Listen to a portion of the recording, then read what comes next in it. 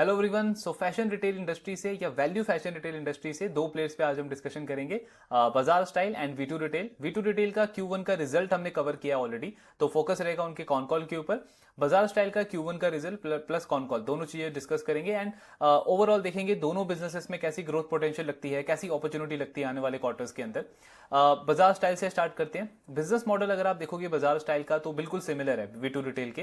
Value fashion retail industry के अंदर ये कंपनी भी ऑपरेट करती है, लेकिन इनका जो ज्योग्राफिक प्रेजेंस है वो काफी डिफरेंट है। मतलब ये कॉन्सेंट्रेटेड प्रेजेंस अपना मेंटेन करते हैं। वेस्ट बंगाल हो गया, उड़ीसा हुआ, बिहार हुआ, ये कंपनी के कोर मार्केट्स हैं। कोर मार्केट मतलब जहां से कंपनी के सबसे ज्यादा रेवेन्यू आता है, सबसे ज्यादा नंबर ऑफ स्टोर्स कंपनी के वहां पे हैं। एंड इसके अलावा कंपनी के फोकस मार्केट है। फोकस मार्केट मतलब जहां पे अभी कंपनी ग्रो कर रही है, जैसे यूपी है, आंध्र प्रदेश है, अरुणाचल प्रदेश है, झारखंड है, ये सारे कंपनी के कोर मार्केट्स के अंदर आते हैं।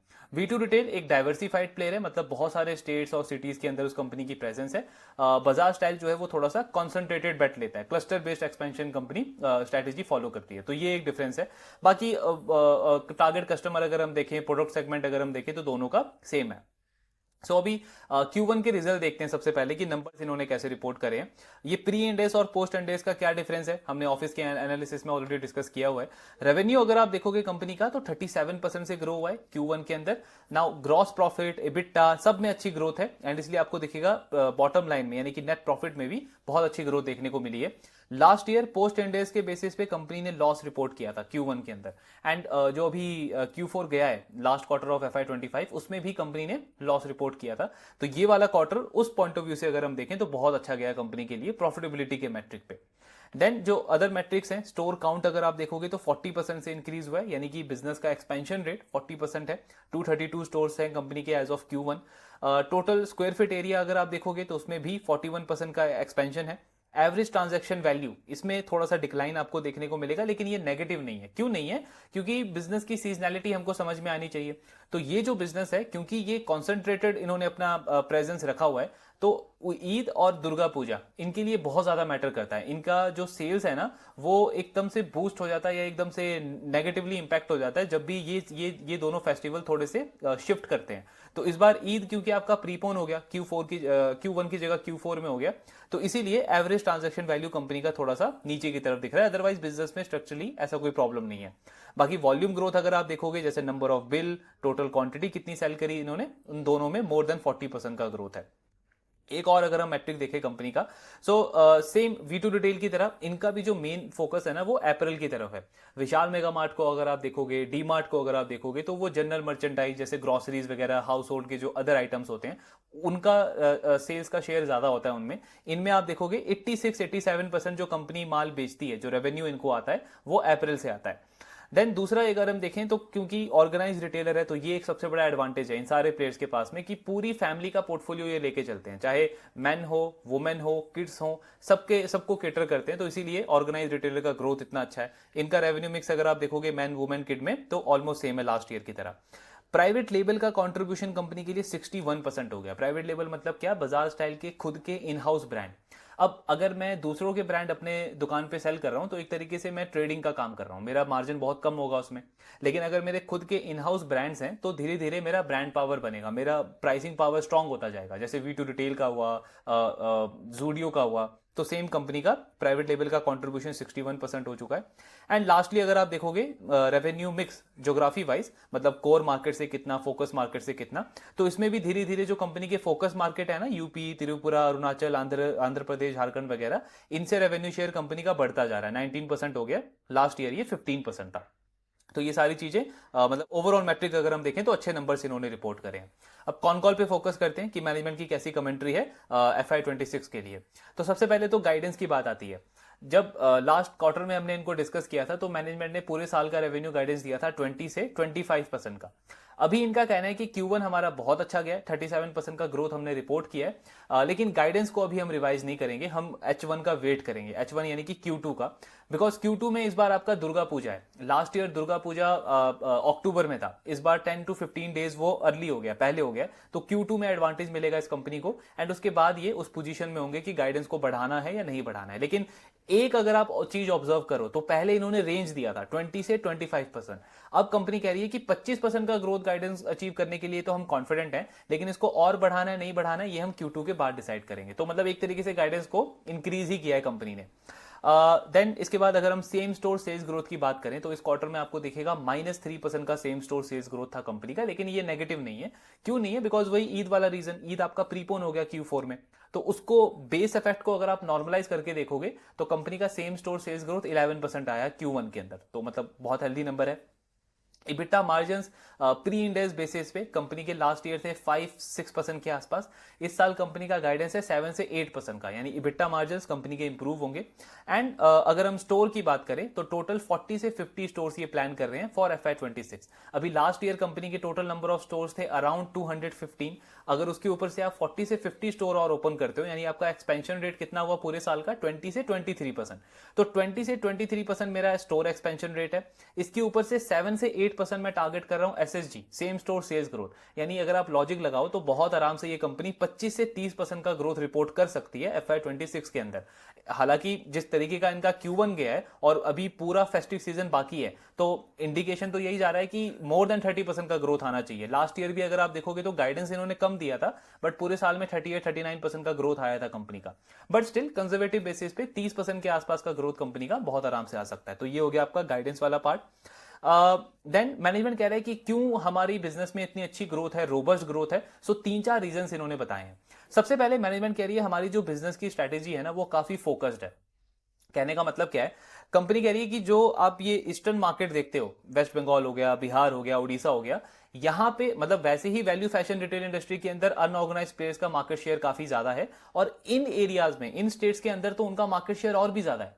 तो एक हमारी बहुत स्ट्रांग पोजीशन बन गई है, क्योंकि स्टार्टिंग से ही हमने इन सारे स्टेट्स के अंदर फोकस किया है और हम और डीपली पेनिट्रेट करते जा रहे हैं। तो जो अनऑर्गेनाइज्ड प्लेयर्स है वो मार्केट शेयर लूज कर रहे हैं और हमारे पास मार्केट शेयर बढ़ रहा है। क्यों बढ़ रहा है? बिकॉज उन एरियाज में भी जो कस्टमर्स है उनकी एस्पिरेशन है, उनकी एस्पिरेशन इंप्रूव हुई है कि उनको बेटर शॉपिंग एक्सपीरियंस चाहिए। मतलब आप सिंपली सोचो कि कस्टमर जा रहा है, पूरी फैमिली को अगर शॉपिंग करनी है तो कितना खराब एक्सपीरियंस होता है अनऑर्गेनाइज में, जब वो फैमिली के हर एक मेंबर के लिए अलग अलग स्टोर में जाना पड़ता है। उसमें भी कई बार ऐसा होता है कि आपको टी शर्ट कहीं पे मिल रही है, शर्ट कहीं पे मिल रही है, जीन्स के लिए दूसरी शॉप पे जाना पड़ रहा है। लेकिन ऑर्गेनाइज में क्या है कि एक ही स्टोर के अंदर आप गए और पूरी फैमिली के लिए आप शॉपिंग करके आ सकते हो एसी एनवायरनमेंट के अंदर। तो आपका जो शॉपिंग एक्सपीरियंस है वो बहुत ज्यादा एनहांस हो जाता है, और प्राइसिंग में कोई खास डिफरेंस नहीं है। इनफैक्ट बहुत सारे जगह पे तो जो ऑर्गेनाइज वैल्यू फैशन रिटेलर्स हैं उनकी प्राइसिंग बहुत ज्यादा बेटर है।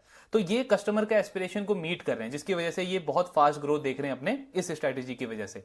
दूसरा क्या है? Product offering. प्रोडक्ट ऑफरिंग वही हो गया कि वन स्टॉप शॉपिंग एक्सपीरियंस है ना, रादर देन कि हर एक फैमिली का मेंबर अलग अलग स्टोर में जा रहा है, अलग अलग दुकान पे जा रहा है, इतनी गर्मी में इतना ट्रैफिक को फेस करते हुए इनके स्टोर पे, एक स्टोर में एक जगह पे पूरी फैमिली का शॉपिंग एक्सपीरियंस मिल रहा है। तो ये एक दूसरा ग्रोथ ड्राइवर है। तीसरा कंपनी कह रही है क्लस्टर बेस्ड एक्सपेंशन। अब क्लस्टर बेस्ड एक्सपेंशन इनको कैसे हेल्प कर रहा है ग्रोथ में? इनका कहना है, जैसे आप ज्वेलरी इंडस्ट्री के अंदर देखते हो ना पीएन गडगिल को, कि स्टार्टिंग से ही 150-200 साल से वहीं बैठा हुआ है महाराष्ट्र के अंदर। अब आप पीएन गडगिल के अगर आप मैट्रिक्स कंपेयर करोगे टाइटन के साथ में भी, तनिष्क के साथ में भी, तो आपको दिखेगा पीएन गडगिल बहुत ज्यादा एफिशिएंट है। उसके रेवेन्यू पर स्टोर हो गया, या फिर उसका रेवेन्यू पर स्क्वायर फीट हो गया, आरओई का नंबर हो गया, ये सब पीएन गडगिल के बहुत अच्छे हैं। क्यों?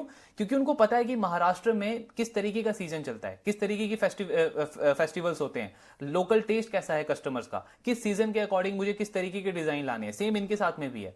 वेस्ट बंगाल के अंदर, आसाम के अंदर, बिहार के अंदर कंपनी स्टार्टिंग से है, तो कोई भी नया प्लेयर आता है ना वहां पे, तो इनकी पोजीशन वहां पे बहुत स्ट्रांग होती है उसके अगेंस्ट में, बिकॉज ये इतने टाइम से वहां पे हैं। तो सीजन किस तरीके से चेंज हो रहा है, कौन से डिजाइन, किस तरीके के कलर्स, किस तरीके का फैब्रिक वहां पे ज्यादा चलता है मौसम के अकॉर्डिंग, ये सब की नॉलेज इनके पास में ज्यादा है। और इसके ऊपर से जब कंपनी को कोई नया स्टोर ओपन करना होता है ना, तो वहां पे इनको फुटफॉल के लिए ज्यादा खर्चा नहीं करना पड़ता। तो कंपनी क्या कह रही है, फोर्थ हमारा एक ग्रोथ लीवर वो भी है कि हमारे स्टोर का ब्रेक इवन फास्ट हो जाता है। क्योंकि आप देखो ना, किसी नए एरिया में आप गए हो और आपने स्टोर वहां पे ओपन किया है, तो आपको मार्केटिंग में बहुत खर्चा करना पड़ता है, कस्टमर को बुलाने के लिए डिस्काउंट वगैरह देना पड़ता है। लेकिन क्योंकि ये कंपनी स्टार्टिंग से ही उस एरिया के अंदर है, तो नया स्टोर ओपन करने पे कोई ज्यादा एफर्ट ही नहीं लगता। कस्टमर को ऑलरेडी पता है ब्रांड का, बाजार स्टाइल का, और कस्टमर का फुटफॉल एकदम से आना स्टार्ट हो जाता है। तो ये सारे कंपनी की स्ट्रॉन्ग पोजीशनिंग है जो इनको अनेबल करते हैं इस हाई ग्रोथ के लिए।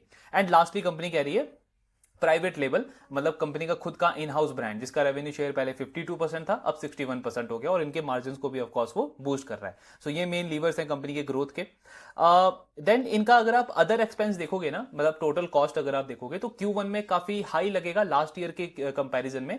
लेकिन बेसिकली इन्होंने FY25 जो है, हमने भी एक दो कॉन कॉल पहले ये डिस्कस किया था, FY25 ने कंपनी ने बहुत ज्यादा इन्वेस्टमेंट किया अपने पूरे ऑपरेशंस के ऊपर, स्टोर्स के ऊपर बहुत ज्यादा इन्वेस्टमेंट किया। अब बिजनेस में क्या होता है कि आप कोई भी चीज इन्वेस्ट करते हो तो खर्चा अपफ्रंट आता है। कोई आपने नई फैक्ट्री लगाई तो फैक्ट्री का खर्चा अपफ्रंट आया, लेकिन उससे जो रेवेन्यू आप बनाओगे वो आने वाले क्वार्टर्स में होगा। तो FY25 कंपनी का खराब प्रॉफिटेबिलिटी के टर्म्स में इसीलिए गया था बिकॉज खर्चा बहुत ज्यादा हो गया था, कंपनी का इन्वेस्टमेंट ज्यादा हो गया था। लेकिन अब इनको एडवांटेज मिलेगा।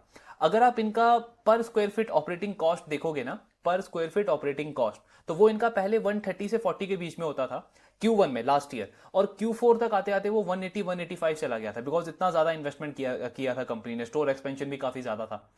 इस अभी Q1 में कितना है ये 183। मैनेजमेंट क्या कह रहा है, इस पूरे साल में ये 180 से 185 के बीच में ही रहेगा। इसका मतलब क्या है, हर एक क्वार्टर में मेरा रेवेन्यू तो बढ़ेगा, लेकिन जो कॉस्ट है मेरी पर स्क्वायर फीट वो सेम रहेगी।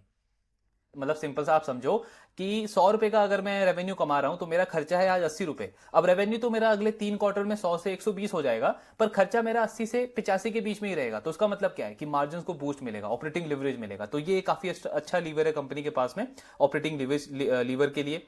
ग्रॉस मार्जिन भी इस कंपनी के 300 बेसिस पॉइंट इंप्रूव हुए, यानी 3% से ग्रॉस मार्जिन बढ़ा है। क्यों बढ़ा है?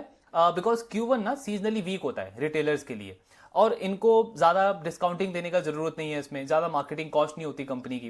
देखो, मार्केटिंग कॉस्ट और डिस्काउंटिंग कोई भी रिटेलर, कोई भी जो कंज्यूमर बिजनेस है वो कब करता है, दो तरीके के केसेस में करता है। पहला तो वो तब करेगा जब स्ट्रक्चरली आपको दिख रहा है कि डिमांड वीक होती जा रही है, डिमांड स्लो होती जा रही है। जैसे कुछ टाइम पहले आप QSR कंपनीज को देखोगे ना, जो ये डोमिनोज हैं, मैकडोनल्ड्स हैं, KFC वगैरह हैं, इन्होंने बीच में बहुत ज्यादा अलग अलग मार्केटिंग कैंपेन लगाते थे, ये ऑफर देते थे, डिस्काउंट देते थे। तो क्यों देते थे? बिकॉज डिमांड में स्लोनेस थी, कंपटीशन इंटेंसिटी बढ़ गई थी, स्ट्रक्चरली दिख रहा था कि डिमांड स्लो होती जा रही है। उस टाइम पे आप ये प्रमोशनल ऑफर ज्यादा करते हो। दूसरा आप कब करते हो? जब सीजन बहुत स्ट्रांग हो, जैसे फेस्टिव सीजन होता है, तो आपको दिख रहा है कि फुटफॉल बहुत अच्छा है मेरे स्टोर्स के अंदर, तो आप ऑफर देते हो कि कस्टमर ने अगर 5,000 की जगह 10,000 की शॉपिंग कर ली तो उसको ब्लैंकेट दे देंगे, या कुछ भी कोई भी ऐसा आइटम, मिक्सर ग्राइंडर वगैरह दे देंगे। ये आप तब करते हो, इन दो केसेस में करते हो। अब Q1 तो आपका सीजनली वीक होता है, स्ट्रक्चरली वीक नहीं होता, सीजनली वीक होता है। हर साल Q1 में इतना फुटफॉल होता नहीं है, तो इसलिए कंपनी को ज्यादा डिस्काउंटिंग वगैरह करने की जरूरत नहीं पड़ी, और फुटफॉल स्ट्रांग था तो कंपनी का ग्रॉस मार्जिन इंप्रूव हो गया। लेकिन ये पूरे साल में नहीं रहेगा। कंपनी का कहना है कि क्योंकि Q2 ऑनवर्ड्स आप देखोगे, दुर्गा पूजा आ जाएगा Q2 में, इस बार फेस्टिव सीजन स्टार्ट हो चुका है, फिर Q3 है, Q4 है, तो आने वाले क्वार्टर्स में बिल्कुल हमारा ग्रॉस मार्जिन नीचे जाएगा। बट फुल ईयर बेसिस पे फिर भी कंपनी 50 बेसिस पॉइंट का इंप्रूवमेंट एक्सपेक्ट कर रही है, यानी FY25 के कंपैरिजन में FY26 में मेरा जो ग्रॉस मार्जिन है वो 50 बेसिस पॉइंट से इंप्रूव होगा। तो ये कंपनी का मार्जिन पे गाइडेंस है। देन रेंटल कॉस्ट अगर आप इनका देखोगे वो भी इंक्रीज हुआ है। लास्ट ईयर इनका rental cost per square feet 53 था, अभी वो 56 57 है। ऐसा नहीं है कि रियल स्टेट महंगा हो गया इनके लिए। सो बेसिकली इन्होंने लास्ट ईयर ना मेट्रो सिटीज में थोड़े से ज्यादा स्टोर्स ओपन किए थे, तो उस वजह से, क्योंकि मेट्रो में रियल स्टेट की कॉस्ट ज्यादा होती है ना, उस वजह से इनका वो रेंटल कॉस्ट इंक्रीज हो गया। देन ये कंपनी, जैसे अगेन हमने एक दो कॉन कॉल पहले डिस्कस किया था, इन्होंने बोला है कि FY26 ना हमारे लिए टेक ईयर रहेगा। टेक ईयर का मतलब क्या है कि टेक्नोलॉजी पे ये बहुत ज्यादा इन्वेस्टमेंट करने वाले हैं पूरे FY26 के अंदर। अभी सबसे पहले ये WMS इंप्लीमेंट कर रहे हैं। WMS क्या होता है? आपका warehouse management system. Company कह रही है कि ये नवंबर तक हमारा इंप्लीमेंट हो जाएगा। अब ये वेयर हाउस मैनेजमेंट सिस्टम होता क्या है? इसको आप बेसिकली ना गूगल मैप की तरह समझ सकते हो। जैसे हमारे लिए गूगल मैप होता है ना, कि हमको एक जगह पे जाना है, गूगल मैप हमको हेल्प करता है कि हम कौन सा रास्ता ले सकते हैं, शॉर्टकट कहाँ से जल्दी पहुंचेंगे, कहाँ पे ट्रैफिक को अवॉइड कर सकते हैं। सेम जो WMS है ना, वो वेयर हाउस के लिए काम करता है। मतलब ये आपको एग्जैक्टली बताता है कि वेयर हाउस में कौन सा कैटेगरी का आइटम आपने कहाँ पे रखा हुआ है। अब इससे हेल्प क्या होगा बिजनेस में? इससे सबसे बड़ा हेल्प होता है कि आपके जो एरर्स होते हैं ना, जो लोडिंग करते टाइम पे, उसको आप रिड्यूस कर सकते हो। जैसे एग्जांपल के लिए आप देखो, किसी स्टोर से ऑर्डर आया है कि मेरे को एक पर्टिकुलर स्पेसिफिक साइज का जीन्स चाहिए, बहुत सारे जीन्स चाहिए। अब अगर आप इसको मैन्युअली कर रहे हो इस सॉफ्टवेयर के बिना, तो इसमें एरर होने के बहुत ज्यादा चांसेस हैं। मतलब हो सकता है कि जितने एग्जैक्ट वहां पे डिमांड हो उससे ज्यादा फिल कर दो, या फिर दूसरे कैटेगरी की भी आप वहां पे फिल कर सकते हो। अब इससे क्या होगा कि आप अननेसेसरी ज्यादा ऑर्डर वहां पे लेके आ जाओगे, फिर वापस वेयर हाउस पे जाना पड़ेगा, आपका लॉजिस्टिक कॉस्ट बढ़ जाएगा, ऑर्डर पहुंचने में डिले हो जाएगा, तो सेल्स आपकी मिस हो सकती है, कस्टमर का एक्सपीरियंस खराब हो सकता है। तो ये वेयर हाउस मैनेजमेंट सिस्टम आपको क्या करता है, एग्जैक्टली बताता है कि कौन सा आइटम किस कैटेगरी का कहां पे रखा हुआ है आपने, तो आपकी जो एरर्स है ना ये बहुत ज्यादा कम हो जाते हैं, और कस्टमर का एक्सपीरियंस भी बेटर होगा। जो सेल्स आप लूज कर सकते थे वो सेल्स आपकी बन जाएगी वहां पे। तो एक तो ये कर रहे हैं। दूसरा ये एआरएस सिस्टम इन्होंने ऑलरेडी इंप्लीमेंट करना स्टार्ट कर दिया। एआरएस सिस्टम आपका क्या हुआ, ऑटोमेटेड रिप्लेनिशमेंट सिस्टम। अब ये क्या करता है, ये बेसिकली वेयर हाउस को एक तरीके से सिग्नल भेजता है कि इस पर्टिकुलर स्टोर में जो फास्ट सेलिंग आइटम है ना वो फटाफट सेल हो रहा है, तो उसको और ज्यादा लाओ। मतलब एक तरीके से ऑटो रिफिल हो रहा है स्टॉक आपके स्टोर्स के अंदर। अब इसमें भी अगेन एडवांटेज क्या है बिजनेस के पास में, जैसे एग्जांपल के लिए मान लो कि मैंने किसी स्टोर के अंदर कोई नया ट्रेंडी डिजाइन का एक मैंने टी शर्ट लॉन्च किया है। अब उस टी शर्ट की सेल्स ज्यादा है, लेकिन जनरली आप भी देखोगे कितने स्टोर्स के साथ हम फेस करते हैं कि हम स्टोर में जाते हैं, वो प्रोडक्ट तो हमें पसंद है लेकिन हमारे साइज का अवेलेबल नहीं है, या जिस कलर में हमको पसंद है उस कलर का अवेलेबल नहीं है, उसके आर्टिकल्स बहुत कम है, तो कस्टमर का बहुत खराब एक्सपीरियंस होता है। एक से दो बार कस्टमर जाएगा वो स्विच कर लेगा दूसरे ब्रांड की तरफ। लेकिन इस तरीके का सिस्टम अगर आप फॉलो करते हो तो वो स्टोर जो है वो वेयर हाउस को सिग्नल भेजता है कि इसकी सेल्स ज्यादा है, इसका डिमांड ज्यादा है, तो इसको और लाओ, ऑटोमेटिकली रिफिल करता है। एक तरीके से ये इसमें भी हेल्प करता है कि जो आपके स्टोर्स में स्लो मूवर्स है ना उसकी उसकी वॉल्यूम को वो कम कर देगा। यानी कई बार आप देखते हो ना किसी स्टोर में जाते हो और बार बार जा रहे हो, देख रहे हो वही सेम आर्टिकल पड़ा हुआ है, बिक ही नहीं रहा, वो भी एक नेगेटिव इंप्रेशन देता है कंज्यूमर को। तो जब आप ये एआरएस फॉलो करते हो, ये वेयर हाउस को वो सिग्नल ही नहीं भेजेगा उस आर्टिकल का, तो वो ज्यादा इन्वेंट्री आपके स्टोर में आएगा नहीं, तो उससे भी कस्टमर का एक्सपीरियंस बेटर होगा। तो ये चीजें कंपनी फॉलो कर रही है। मतलब पूरा इन्वेस्टमेंट इस साल कंपनी का ना टेक के ऊपर जाएगा। देन पे बैक पीरियड की अगर हम बात करें, यानी एक स्टोर पे ये इन्वेस्टमेंट करते हैं तो तब तक कब तक कंपनी का पूरा पैसा रिकवर होता है, सो 31 से 33 मंथ्स लगते हैं, यानी लगभग 3 साल का टाइम लगता है कंपनी को अपना पूरा इन्वेस्टमेंट रिकवर करने में। लेकिन जो ये फोकस स्टेट्स के अंदर स्टोर ओपन करते हैं उसमें 2-3 मंथ ज्यादा लग जाता है। फोकस स्टेट्स मतलब जहां पे कंपनी का अभी ब्रांड स्टैब्लिश नहीं हुआ है, तो वहां पे 2-3 महीना ज्यादा लग जाता है, पर पूरे ओवरऑल कंपनी लेवल पे 31 से 33 मंथ्स लगते हैं। देन और तो हाँ, एक और चीज ये बजाज स्टाइल कर रहा है, ये अपने वेंडर्स के साथ में जो इनका पेमेंट टर्म्स है ना उसको इंप्रूव करने को देख रहे हैं। अभी 4 मंथ्स है यानी 120 डेज, इसको कंपनी 90 डेज तक करने को देख रही है, 3 मंथ्स तक करने को देख रही है। क्यों कर रहे हैं, बिकॉज बहुत सारे एडवांटेजेस होंगे। अब आप अगर अपने वेंडर्स को 4 महीने में पैसा देते हो, यानी कि 120 डेज के बाद आप पैसा देते हो, तो मतलब अपॉर्चुनिटी कॉस्ट होगी ना आपके वेंडर के लिए। तो एक तो वेंडर उस अपॉर्चुनिटी कॉस्ट का प्रीमियम चार्ज करेगा, दूसरा रिस्क प्रीमियम भी तो चार्ज करेगा ना। आप अगर अभी पैसा दे देते वेंडर को, तो वो वेंडर अपने बिजनेस में यूज कर सकता था, उसको पैसा मिलेगा 4 महीने बाद, तो वो उसका भी कुछ रिस्क प्रीमियम चार्ज करेगा। यानी मान लो आपने सामान परचेज किया 1 करोड़ का, वो आपको चार्ज करेगा 1 करोड़ 10 लाख, 1 करोड़ 20 लाख, क्योंकि वो रिस्क प्रीमियम वहां पे चार्ज कर रहा है ना। प्लस इसके साथ में वेंडर को जो रिटेलर बेटर पेमेंट टर्म देगा, मतलब जो उसको ज्यादा जल्दी पैसा देगा, तो जो भी मार्केट में नया डिजाइन आ रहा है ना वो पहले उसको देगा, आपको नहीं देगा, आपको प्रेफरेंस वो बाद में देगा। तो ये सारी चीजों की वजह से बजाज स्टाइल जो है वो अपने वेंडर्स के साथ में पेमेंट टर्म इंप्रूव करने को देख रहे हैं। इसको 120 डेज से 90 डेज करने का इनका प्लान है। तो मतलब इनका ग्रॉस मार्जिन भी एक तरीके से इंप्रूव होगा, बिकॉज सोर्सिंग कॉस्ट मेरा बच जाएगा, तो मेरे ग्रॉस मार्जिन भी इंप्रूव होंगे। हालांकि ये पूरा बेनिफिट अपने पास नहीं रखेंगे, कुछ बेनिफिट कस्टमर्स को भी पास ऑन करेंगे, क्योंकि ग्रोइंग इंडस्ट्री है, नए नए प्लेयर्स आते जा रहे हैं, तो थोड़ा सा आपको मतलब कॉम्पिटिशन के एंगल से भी मार्केट में रहना है। लेकिन स्टिल फिर भी ग्रॉस मार्जिन कंपनी का इंप्रूव होगा इसकी वजह से। देन और गाइडेंस वगैरह तो उन्होंने वही बोला कि Q2 के बाद ही बढ़ाएगी कंपनी। हाँ, इबिट्टा मार्जिन कंपनी का कहना है ना कि अगले 3 साल में लगभग 300 बेसिस पॉइंट से इनके इबिट्टा मार्जिन इंप्रूव हो सकते हैं। जैसे इस साल ये बोल रहे हैं 7 से 8%, अगले साल 8 से 9%, और फिर FY28 में 9 से 10%। तो by the end of FY28 total EBITDA margin company का 10% के आसपास आ जाएगा। तो ये एक काफी बड़ा इंप्रूवमेंट ये एक्सपेक्ट कर रहे हैं अगले 3 साल के अंदर।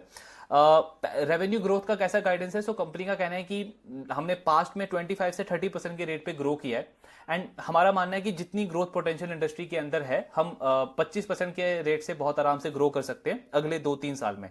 देन मार्जिन डिफरेंस कितना है, इनके जो खुद के ब्रांड है प्राइवेट लेबल और जो बाकी के ब्रांड्स कंपनी सेल करती है, तो 1.5% का ग्रॉस मार्जिन का डिफरेंस है। कंपनी कह रही है इसको हम अभी और बढ़ाने को नहीं देख रहे हैं, बिकॉज पहले फोकस है हमारा कि प्राइवेट लेवल का कंट्रीब्यूशन और बढ़ जाए, ये ब्रांड हमारा स्टेबलाइज हो जाए मार्केट के अंदर, कस्टमर्स एक तरीके से हमारे स्टोर के अंदर आए तो सिर्फ हमारे ब्रांड को ही ढूंढे। तो जब वो वाली स्टेज आ जाएगी ना, तब हम और मार्जिन बढ़ाने को देखेंगे, लेकिन अभी 1.5% तक का ही कंपनी देख रही है इसमें। सो बाकी तो ओवरऑल हाँ, सेल्स पर स्क्वायर फीट, एक लास्ट पॉइंट इनका डिस्कस करते हैं, सेल्स पर स्क्वायर फीट। अभी बजाज स्टाइल का अगर आप सेल्स पर स्क्वायर फीट देखोगे ना, तो ये काफी काफी कम है, मतलब वी टू रिटेल के कंपैरिजन में इनका 660 है, वी टू रिटेल का 1100 के आसपास है। तो बजाज स्टाइल कह रहा है कि आने वाले टाइम में हमारा सेल्स पर स्क्वायर फीट बढ़ेगा। कैसे बढ़ेगा? तीन चार चीजें ये कर रहे हैं। सबसे पहले तो प्रोडक्ट पे काम कर रहे हैं। प्रोडक्ट मतलब कंपनी कह रही है कि हमारा फोकस है कि हम ऐसे प्रोडक्ट अपने स्टोर के अंदर लाएं जो देखने में चीप ना लगे, मतलब ऐसा नहीं लगे कि सस्ता है, देखने में लगे कि प्रीमियम प्रोडक्ट है, थोड़ा सा वैल्यू आर्टिकल है, लेकिन अनबीटेबल प्राइस पे, यानी जो अनऑर्गेनाइज प्लेयर्स हैं वो उस प्राइस को मैच ही ना कर पाए। तो एक तो ये वाला हमारा टारगेट है जिससे हमारा सेल्स पर स्क्वायर फीट बढ़ेगा। दूसरा, कंपनी कह रही है असॉर्टमेंट्स। अभी रिटेल बिजनेस में ना असॉर्टमेंट बहुत बहुत क्रिटिकल रोल प्ले करता है किसी भी रिटेल बिजनेस के अंदर। मतलब आप पर्सनल एक्सपीरियंस भी देखोगे, असॉर्टमेंट का मतलब क्या हुआ, रिटेलर को पता होना चाहिए कि किस सीजन में मुझे किस तरीके का आर्टिकल रखना है किस स्टोर के अंदर। जैसे अगर होली का सीजन है और अगर वो अभी भी विंटर के आर्टिकल रख के बैठा है अपने स्टोर के अंदर, तो कस्टमर का बहुत खराब एक्सपीरियंस होगा। अगर वेडिंग का सीजन है या फेस्टिव सीजन है और उसने कैजुअल वेयर ज्यादा रखे हैं, मतलब एथनिक वेयर नहीं रखा है, तो वो कस्टमर का खराब एक्सपीरियंस है। अगर आपको पता है कि आपके किसी स्टोर के अंदर कोई एक पर्टिकुलर कुर्ता या शर्ट ज्यादा सेल हो रही है, तो आपको उसका आर्टिकल ज्यादा रखना है, उसका वॉल्यूम ज्यादा रखना है। तो सिंपल सा है ये असॉर्टमेंट का खेल। ये कंपनी असॉर्टमेंट कैसे इंप्रूव करने को देख रही है? टेक्नोलॉजी का यूज करके, मतलब टेक्नोलॉजी डेटा वगैरह लेवरेज करेगी कंपनी और अच्छे से ये मेजर करेगी कि हमारे किस ज्योग्राफी के स्टोर्स में किस तरीके के आइटम ज्यादा सेल हो रहे हैं, तो उस सीजन में उसी का वॉल्यूम हम बढ़ाएंगे। एग्जांपल के लिए अगर मेट्रो सिटीज में हमको दिख रहा है कि एथलेजर कैटेगरी के, स्पोर्ट्स वेयर की कैटेगरी के जो कपड़े हैं वो ज्यादा सेल हो रहे हैं, तो उसका वॉल्यूम हम वहां पे बढ़ाएंगे।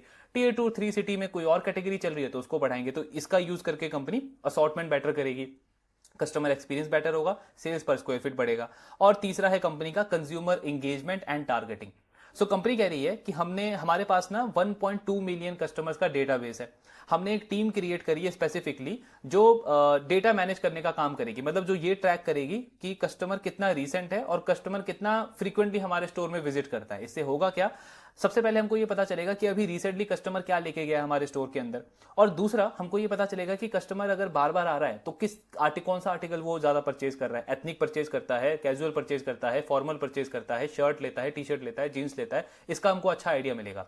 तो हम ना मतलब स्पेसिफिक टारगेट बेस्ड मार्केटिंग कर सकते हैं, यानी उस कस्टमर को हम इस तरीके के मैसेजेस भेज सकते हैं व्हाट्सएप पे, एसएमएस पे कि 10% डिस्काउंट सिर्फ इस तरीके के आर्टिकल के लिए। यानी कि मैं पूरे कस्टमर बेस को ऑफर नहीं दे रहा हूं, टारगेट मार्केटिंग कर रहा हूं। तो उससे क्या होगा, कस्टमर रिपीट होगा, बार बार आएगा। अब मेरी इसमें जो कॉस्ट लगी वो बहुत मिनिमल लगी, लेकिन पर स्क्वायर फीट सेल्स मेरा बढ़ जाएगा। तो कंपनी कह रही है ये 3-4 चीजें हम अभी ट्राई करने का प्लान कर रहे हैं, ऑलरेडी इंप्लीमेंटेशन चल रहा है इनके बिजनेस के अंदर, एंड आने वाले टाइम में कंपनी को हेल्प करेगा इनके सेल्स पर स्क्वायर फीट को इंप्रूव करने में। तो ये मेन कॉन कॉल था बाजार स्टाइल का।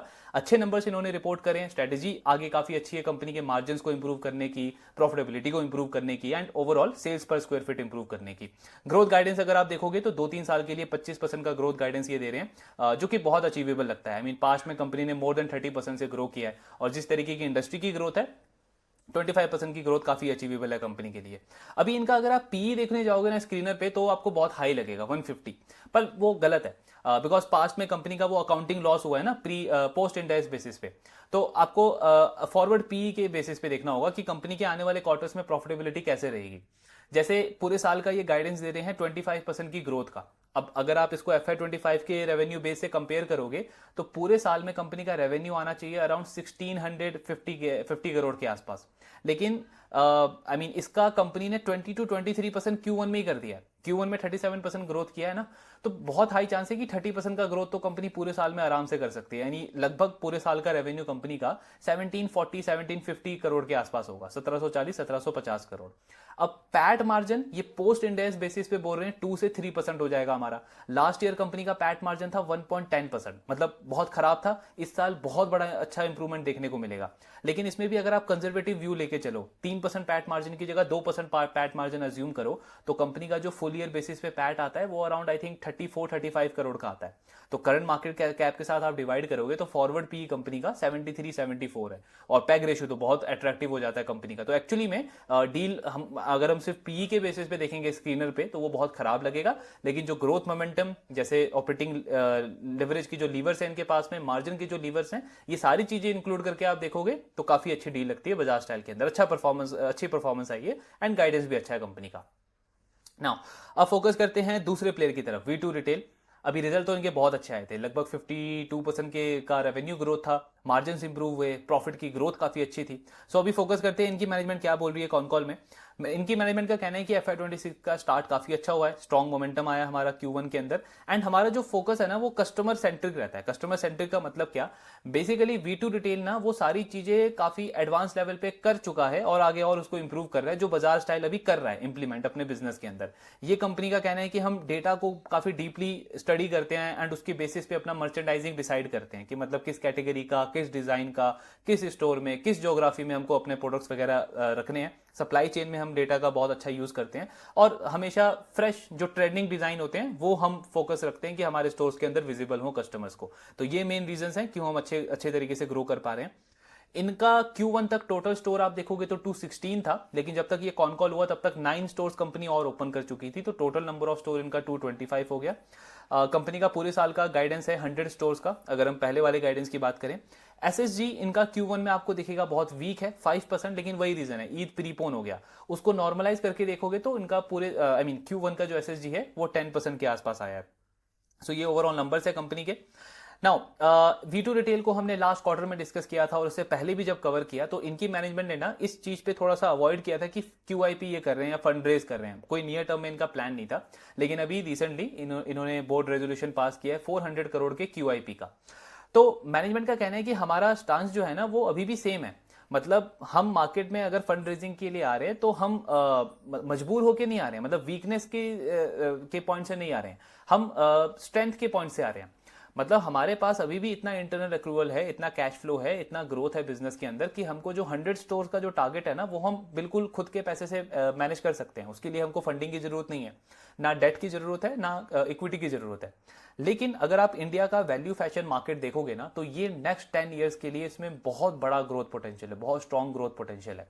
और इसमें वही प्लेयर काफी अच्छा करेगा जो नेक्स्ट 3 से 4-5 ईयर्स के अंदर अपनी पोजीशन को स्ट्रॉन्ग बना लेगा, यानी जो एक तरीके से पैन इंडिया की तरफ बढ़ जाएगा। अभी इसको आप इस तरीके से समझो कि आपकी एक दुकान है किसी मार्केट के अंदर, अब आपकी दुकान में इतना प्रॉफिट आता है कि हर साल आप एक नई दुकान खोल सकते हो अपने प्रॉफिट से, अपना प्रॉफिट यूज करके। लेकिन आपको दिख रहा है कि वो जो मार्केट है वो बढ़ता जा रहा है, ग्रो करता जा रहा है, हर साल नए कस्टमर आ रहे हैं। अब जब मार्केट ग्रो करेगा, हर साल नए कस्टमर्स आएंगे तो प्लेयर्स भी बढ़ेंगे, ज्यादा कंपटीशन बढ़ेगा, तो आप ना पीछे रह जाओगे अगर आप हर साल एक ही स्टोर, एक ही दुकान ओपन करते रहोगे।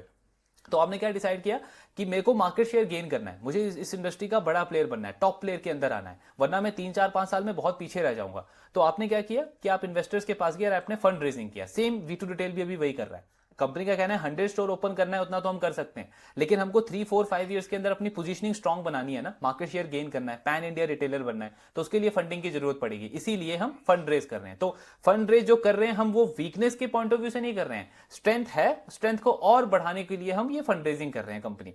तो ये इनका मेन पर्पज है QIP का। देन कंपनी का जैसे कंपटीशन इंटेंसिटी पे इनका क्या टेक है, तो इनका कहना है कि इंडस्ट्री में जब ग्रोथ अच्छी होती है ना, कोई भी इंडस्ट्री हो, तो कंपटीशन इंटेंसिटी बढ़ जाती है, लोग आते रहते हैं, नए नए प्लेयर्स आते हैं, और ये इस इंडस्ट्री की न्यू रियलिटी है कंपटीशन इंटेंसिटी। लेकिन हमको इससे कहीं पे भी ये प्रॉब्लम नहीं आ रहा कि किसी भी स्टेट के अंदर, किसी भी सिटी के अंदर हमको दुकान नहीं मिल रही या रियल एस्टेट के रेट हमारे लिए बढ़ गए हों। तो ऐसा कोई भी प्रॉब्लम ये कंपनी फेस नहीं कर रही है। इनफैक्ट इनके लिए तो रियल एस्टेट, जैसे हमने वो बजाज स्टाइल का डिस्कस किया ना कि वाई बढ़ गया है रेंटल पर स्क्वायर फीट, इनका तो रेंटल कम हो गया, आई थिंक 50-55 से 41 हो गया, बहुत ज्यादा कम हो गया है। क्यों कम हुआ है? बिकॉज V2 रिटेल ना बहुत अच्छी स्ट्रेटेजी फॉलो कर रहा है। ये कंपनी कह रही है हमारा ना ब्रांड ऑलरेडी इतना स्ट्रांग हो चुका है कि अब हमको मेन मार्केट में स्टोर ओपन करने की जरूरत नहीं है।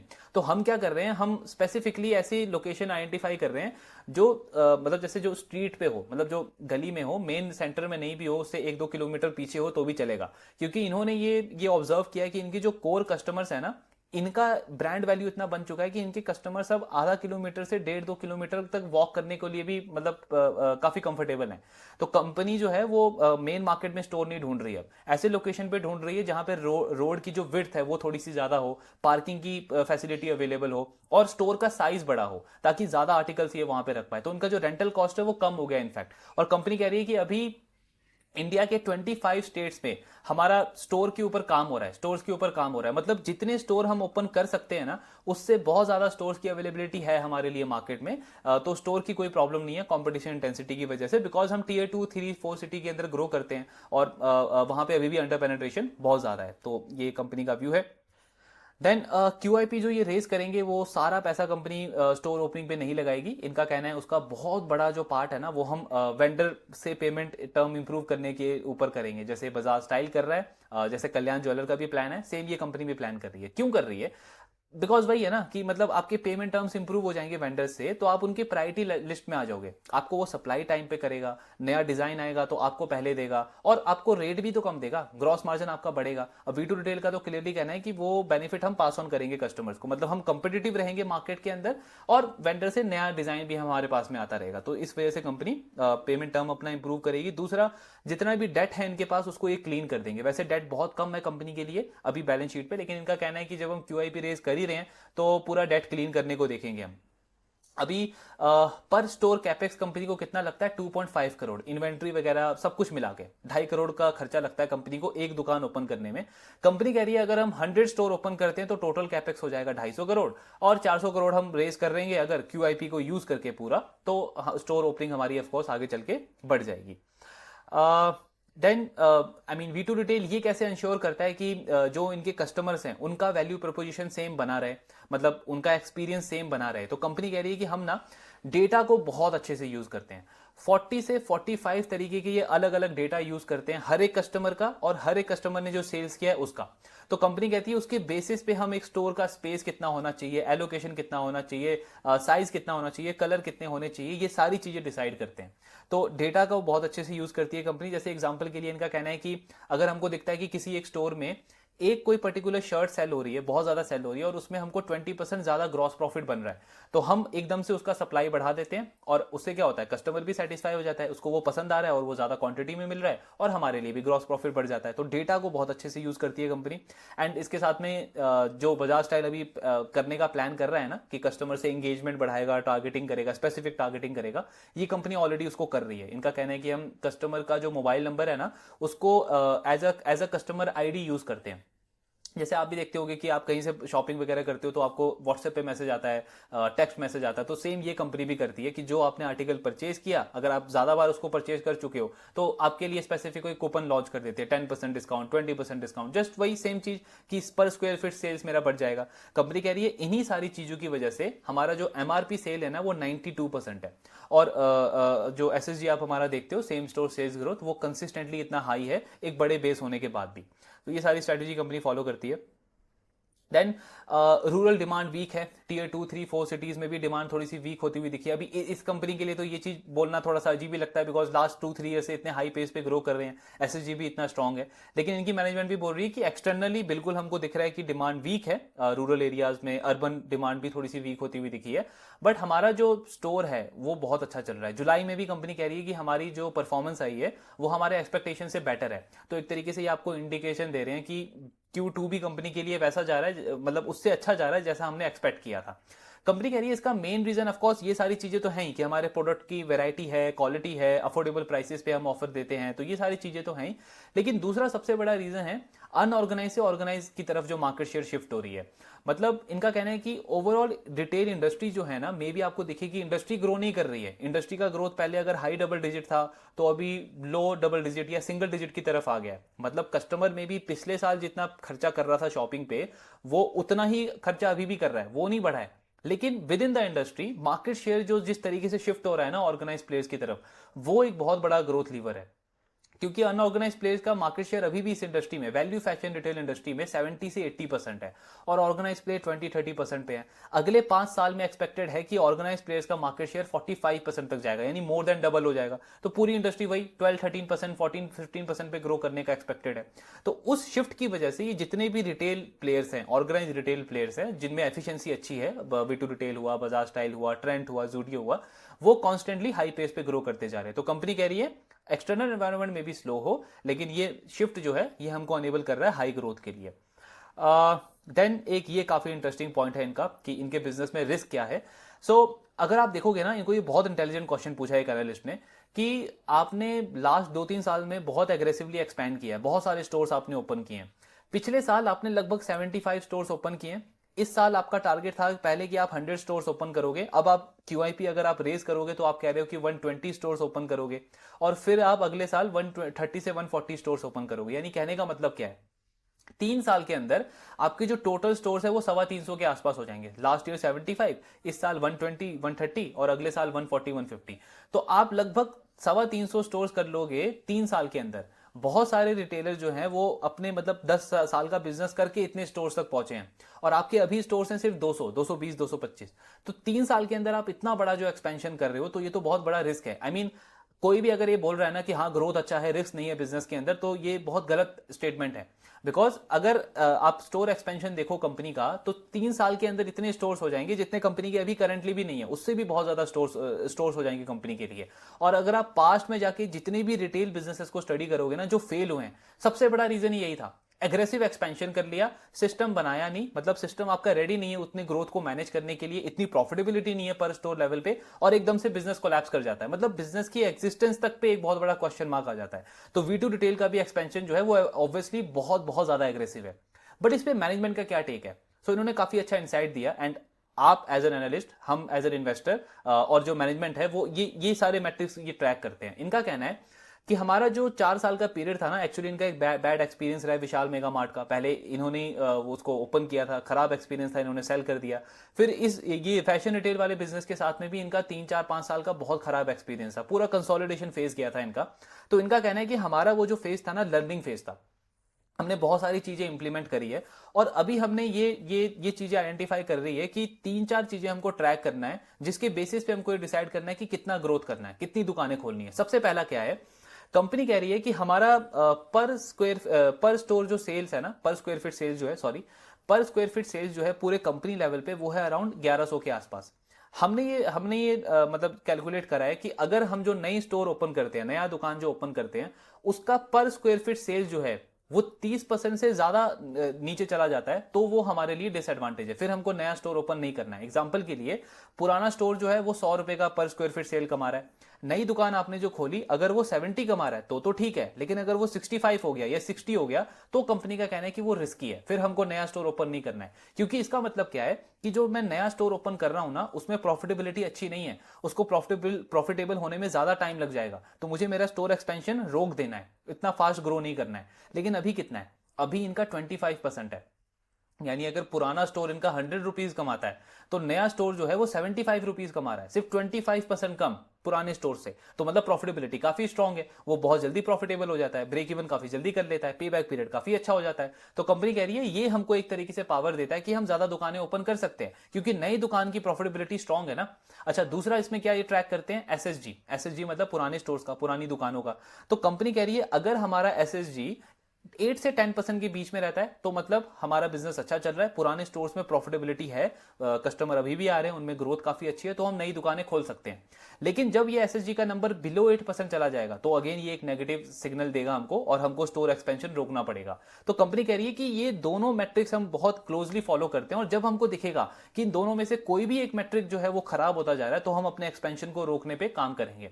प्लस इसके साथ में कंपनी कह रही है कि तीसरा जो सबसे बड़ा डिसाइडिंग फैक्टर होता है कि कितनी दुकानें खोलनी है एक साल के अंदर, कि आपने पहले जो एक्सपेंशन किया उसका रिस्पांस कैसा है। अब कंपनी कह रही है पिछले साल हमने 75 स्टोर्स ओपन करे, उसका रिस्पांस इतना अच्छा था कि वो हमको पावर दे रहा है कि इस साल हम 100 स्टोर्स ओपन करें, और क्यूआईपी रेस करेंगे तो 120 स्टोर्स ओपन करेंगे। अब ये 120 स्टोर्स का जो रिस्पांस मिलेगा ना हमको कस्टमर से, वो डिसाइड करेगा कि अगले साल हमको 140 स्टोर ओपन करने हैं, 150 स्टोर ओपन करने हैं, या 100 से भी कम करने हैं। तो कंपनी कह रही है ये तीनों चीजें, तीनों मैट्रिक अच्छे से क्लोजली फॉलो करके हम डिसाइड करते हैं, तब हम स्टोर एक्सपेंशन करते हैं, ऐसे नहीं ब्लाइंडली स्टोर ओपन करे जा रहे हैं। तो और इस पे एक और चीज बहुत अच्छा इन्होंने शेयर किया। इनका कहना है हमारा जो बिजनेस है ना, वो प्रोसेस ड्रिवन हो चुका है, एम्प्लॉय ड्रिवन नहीं है। लाइक अगर आप इंडस्ट्री से कंपेयर करोगे तो हमारा एट्रिशन रेट बहुत ज्यादा है, बहुत सारे एम्प्लॉयज जो है वो मंथली बेसिस पे हमारे बिजनेस को छोड़ के जाते हैं, लेकिन फिर भी हमारी ग्रोथ, हमारी प्रॉफिटेबिलिटी कहीं पे भी आपको इंपैक्ट नहीं दिखेगा। क्यों? क्योंकि हमने हर एक चीज का प्रोसेस बना दिया है। नया एम्प्लॉय आता है, 2 दिन में वो ट्रेन हो जाता है, और तीसरे दिन से वो खुद से बिजनेस मतलब काम करना स्टार्ट कर देता है। तो नए एम्प्लॉय की ट्रेनिंग में हमको बहुत ज्यादा टाइम नहीं इन्वेस्ट करना पड़ता, मतलब हर एक चीज को हमने प्रोसेस प्रोसेस बना दिया, प्रोसेस ड्रिवन अप्रोच है, सिस्टम है, टेक्नोलॉजी है, और ये सारे मैट्रिक्स हम क्लोजली फॉलो करते हैं। मतलब पहले हमने मेक श्योर किया है कि हमारा सिस्टम इतनी ग्रोथ, इतना एक्सपेंशन जो है वो मैनेज कर पाए, उसके बाद हम ग्रो कर रहे हैं। तो ये सारा इनका व्यू है। अब हमारा काम ऑफकोर्स ये है कि सारे मैट्रिक्स हमको क्लोजली मॉनिटर करने हैं, ट्रैक करना है कि कंपनी का कोई मैट्रिक खराब तो नहीं हो रहा। मतलब आप बेसिकली अभी ये बोल सकते हो कि V2 रिटेल ऑफकोर्स बहुत बहुत फास्ट गाड़ी चला रहा है, मतलब एग्रेसिव तो है, लेकिन उसको हम हाई रिस्क वाले कैटेगरी में इसलिए नहीं डालेंगे बिकॉज जहां पे वो गाड़ी चला रहा है ना, वो रोड अभी क्लीन है, वहां पे ट्रैफिक नहीं है और वहां पे गड्ढे बड्ढे नहीं है, तो अभी इतना हाई स्पीड उनके लिए चलेगा। लेकिन हमको ये मॉनिटर करना है कि कल को चल के अगर वहां पे टेल हेडविंड्स होते हैं, मतलब मान लो ट्रैफिक बढ़ने लग जाता है या रोड पे गड्ढे वगैरह आने लग जाते हैं, तब ये अपनी स्पीड को कंट्रोल करते हैं नहीं करते हैं। बिकॉज अगर तब नहीं किया तो ऑफकोर्स बिजनेस में बहुत बड़ा प्रॉब्लम आ सकता है, बहुत बड़ा रिस्क आ सकता है, लेकिन अभी तक ऐसा कोई रिस्क नहीं है। तो ये सारी चीजें हैं। बाकी इबिट्टा मार्जिन्स पे इनका भी गाइडेंस है, जैसे बजाज स्टाइल का है ना, वैसे इनका भी गाइडेंस है कि अगले 2 साल के अंदर हमारा इबिट्टा मार्जिन ना 10% हो जाएगा। अभी इनका 8% है और अगले 2 साल के अंदर 10% ये टारगेट कर रहे हैं। बजाज स्टाइल FY28 तक 10% टारगेट कर रहा है। इनके भी 3 लीवर्स ये बता रहे हैं। पहला लीवर है इनका हेड ऑफिस कॉस्ट और वेयर हाउस कॉस्ट। मतलब कंपनी क्या कह रही है, हेड ऑफिस क्या हो गया, जो हेड ऑफिस के एम्प्लॉयज होते हैं, HR टीम हो गई, फाइनेंस की टीम हो गई, मार्केटिंग कैंपेन की जो टीम होती है, अब उनकी जो सैलरी है वो तो हर साल मतलब फिक्स ही रहेगी ना, एक नॉर्मल रेट से बढ़ेगी। ऐसा तो है नहीं कि 100 स्टोर पे उनकी सैलरी अलग है, 200 स्टोर पे उनकी सैलरी अलग हो जाएगी। तो कंपनी क्या कह रही है, हेड ऑफिस कॉस्ट हमारा आज जितना है, जितने स्टोर को वो मैनेज कर रहा है, कल को चल के जब नंबर ऑफ स्टोर बढ़ेंगे तो क्या होगा, रेवेन्यू बढ़ेगा। लेकिन ये जो खर्चा है ये नहीं बढ़ेगा, इनको तो हम सेम उतना ही खर्चा देंगे ना, तो उससे क्या होगा, ऑपरेटिंग लेवरेज बढ़ेगा, मार्जिन इंप्रूव होंगे। सेम वेयर हाउस के साथ में होगा। जैसे पहले कंपनी के पास में एक ही वेयर हाउस था गुड़गांव के अंदर, अब कंपनी एक और वेयर हाउस ओपन कर रही है ईस्ट जोन के लिए, कोलकाता वेस्ट बंगाल के अंदर।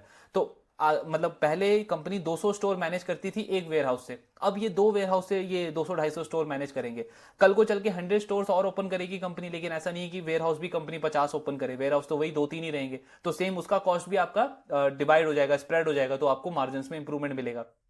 तीसरा, इबिटा मार्जिन बढ़ेगा कंपनी का SSG से, मतलब पुरानी दुकान यानी उसका जो एरिया उसने लिया है, स्क्वायर फीट एरिया जो लिया है वो तो फिक्स है, हर साल उतना ही रहेगा, लेकिन हर साल वो 10% से अपना सेल्स बढ़ाता रहेगा, तो वो भी मेरे मार्जिन को इंप्रूव करेगा। एंड फोर्थ, कंपनी का कहना है बेटर प्रोडक्ट मिक्स, यानी कि जो हाई मार्जिन वाला प्रोडक्ट है उसका सेल्स में ज्यादा रखूंगा। कैसे रखूंगा, डेटा का यूज करके, टेक्नोलॉजी का यूज करके, और मैं इंश्योर करूंगा कि मैं फुल प्राइस पे बेचूं। जैसे अभी मैं 90%, 92% जो आइटम सेल कर रहा हूं वो MRP पे सेल कर रहा हूं, तो मैं मेक श्योर करूंगा MRP मेरा 92% या उससे भी ज्यादा रहे, तो मुझे डिस्काउंट ना देना पड़े। ऑलरेडी इस कंपनी ने ना 0.2 से 0.3% अपना मार्जिन बढ़ाया है ये मार्केटिंग गिफ्ट कम करके। मार्केटिंग गिफ्ट क्या होता है, वही जब आप कहीं पे रिटेल पे जाते हो और रिटेलर आपको बोलता है कि अगर आप 5,000 की जगह 10,000 की शॉपिंग कर लो तो ये कुछ आपको गिफ्ट मिल जाएगा, तो वो एक तरीके से अपना सेल्स बढ़ा रहा है, लेकिन थोड़ा सा मार्जिन पे प्रेशर ले रहा है। तो कंपनी कह रही है वो चीजें हमने कम कर दिया, उससे हमारा मार्जिन 0.2-0.3% बढ़ गया है और सेल्स फिर भी 52% पे बढ़ रही है। तो ये सारे ऑपरेटिंग मैट्रिक्स काफी स्ट्रॉन्ग है अभी V2 रिटेल के लिए, और इसलिए कंपनी कह रही है कि 10% तक EBITDA मार्जिन हम सोच रहे पहुंच जाएगा हमारा bye the end of FY27। हालांकि 8% EBITDA मार्जिन पे भी ये कंपनी 24% का ROE बना रही है, तो जब मार्जिन और इंप्रूव होंगे तो डायरेक्शनली आपका ROE और बढ़ना चाहिए। तो ये पूरा कॉन्कॉल वाला पार्ट था V2 रिटेल का और बजाज स्टाइल का। अच्छे नंबर्स रिपोर्ट कर रहे हैं, कमेंट्री, गाइडेंस सब कुछ अच्छा है। V2 रिटेल का भी आप करंट PE देखोगे तो 75-74 तक लगेगा, लेकिन वी नो कि कंपनी जो गाइडेंस अपना दे रही है 50% का, उससे बहुत बेटर कर सकती है पूरे साल के अंदर। अभी वो जो GST रेट कट हुआ है आपका ये अप्रैल वगैरह के ऊपर की 1000 से ज्यादा की अगर आप शॉपिंग करते हो तो डिस्कशन हो रहा है कि GST आपको 12% से 5% कर दिया जाएगा। हालांकि ये दोनों कंपनी जो है वो वैल्यू सेगमेंट के अंदर आती है, तो मतलब इनको डायरेक्टली उतना एडवांटेज नहीं मिलेगा, बट स्टिल ओवरऑल इंडस्ट्री में डिमांड बूस्ट होगा और आपका वो जो टैक्स कट किया था लास्ट ईयर ना, उसका भी एडवांटेज मिलेगा। तो इनकी मैनेजमेंट का कहना है कि 4% ग्रोथ ही इंडस्ट्री के लिए और ला सकता है, ये सारी चीजें जो गवर्नमेंट ने करी है। लेकिन अगर आप उसको एक्सक्लूड भी कर दो फिर भी 50% की ग्रोथ तो ये कंपनी बहुत आराम से कर ही सकती है, बिकॉज ये खुद गाइडेंस दे रहे हैं 50% का, लेकिन बाकी लीवर्स और ज्यादा अवेलेबल है। प्लस इबिटा मार्जिन इंप्रूव होगा आपका, तो 55% का अगर आप अर्निंग ग्रोथ अज्यूम करके चलो तो कंपनी का जो FY26 का पैट है ना वो 150 करोड़ के आसपास आता है, एंड फॉरवर्ड पी आ जाता है इनका अराउंड आई थिंक 38 के आसपास। तो पैग रेशियो अगर आप देखोगे V2 रिटेल का मतलब ये अर्निंग ग्रोथ के ऊपर तो अराउंड 0.6-0.7 के आसपास है।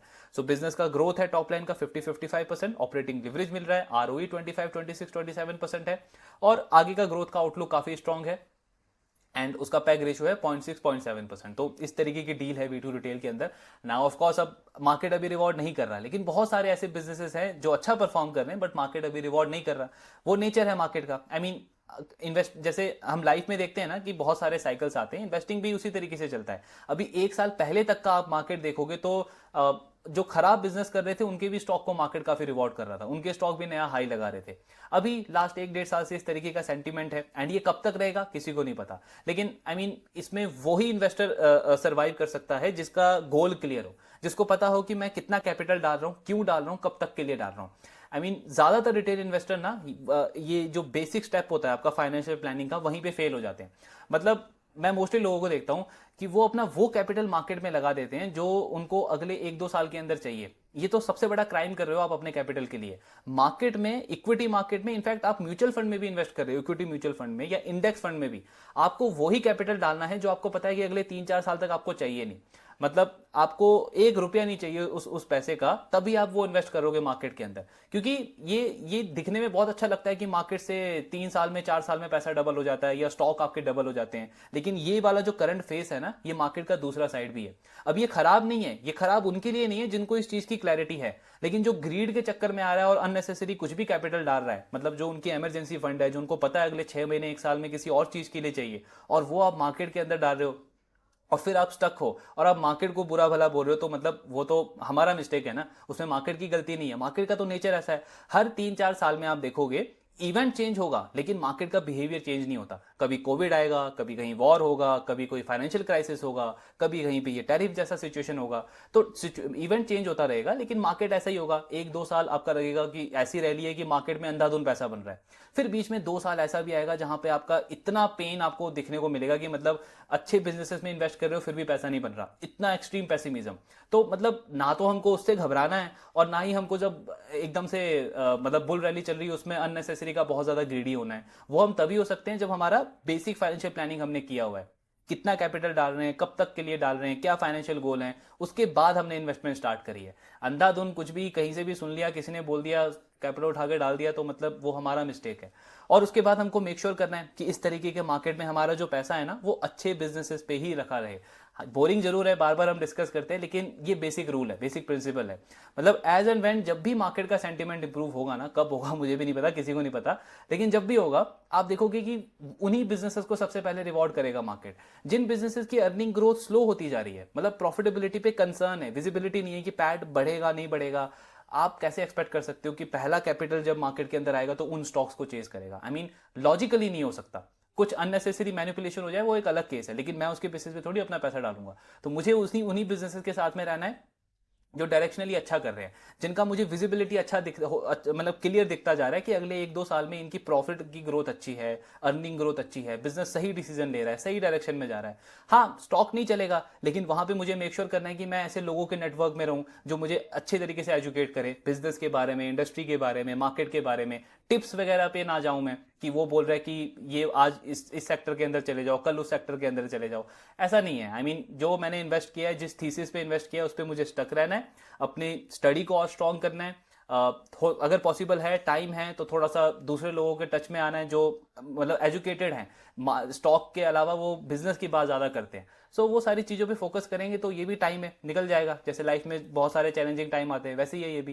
तो बाकी तो यही है, अपना एनालिसिस हमको कंटिन्यू रखना है। रिटेल सेक्टर ऑलमोस्ट हमारा कंप्लीट हो गया है, बाकी सारे सेक्टर्स पे फोकस करना स्टार्ट करेंगे। आपके जो डाउट्स हैं शेयर करते रहिए। Thank you very much.